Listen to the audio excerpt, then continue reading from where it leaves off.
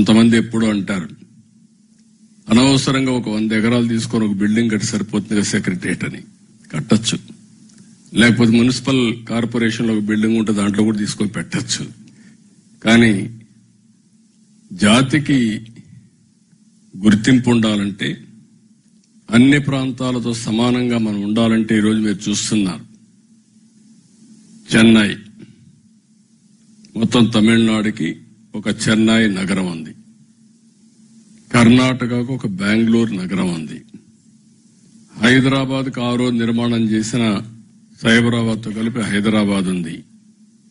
ఆంధ్రప్రదేశ్ మళ్లీ మనం ఒక చిన్న నగరంగానూ వదిలిపెడితే ఆర్థిక వ్యవస్థలో ఎనగబడతామనే ఉద్దేశంతోనే హైదరాబాద్ కంటే మెరుగైన నగరాన్ని కట్టాలని, అది brown field, Amaravati green field city.